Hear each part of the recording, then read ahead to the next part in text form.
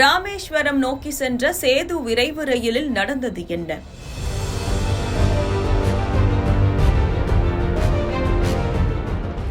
நேற்று இரவு ராமநாதபுரம் அருகே ரயில்வே கேட் பகுதியில் நடந்த ஒரு பரபரப்பான சம்பவம் ரயில் ஓட்டுநரின் துரித செயல்பாடு காரணமாக பெரும் விபத்தை தவிர்த்தது.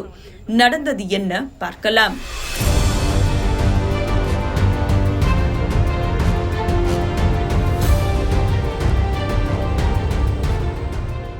வழக்கமாக ராமநாதபுரம், வழுத்தூர், உச்சிப்புலி போன்ற ரயில் நிலையங்களை கடந்து செல்லும் சேது விரைவு ரயில் நேற்றிரவு வாலாந்தரவை ரயில்வே கேட் பகுதியை அடைந்தது. ஆனால் அப்போது அங்கு நடந்த ஒரு எதிர்பாராத நிகழ்வுதான் பெரும் பரபரப்பை ஏற்படுத்தியுள்ளது.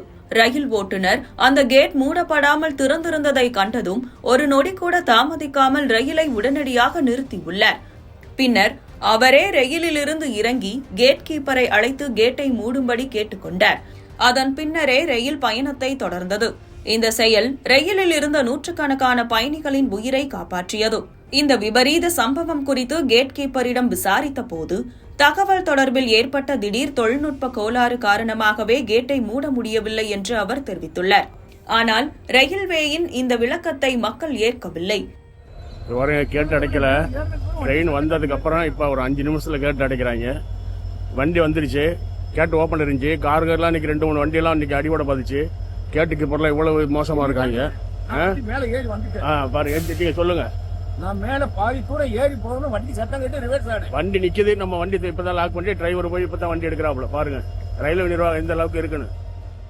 தினசரி இந்த வழியாக கடந்து செல்லும் ரயில் குறித்து எப்படி தகவல் கோளாறு ஏற்படும் என்று கேள்வி எழுப்புகின்றனர்.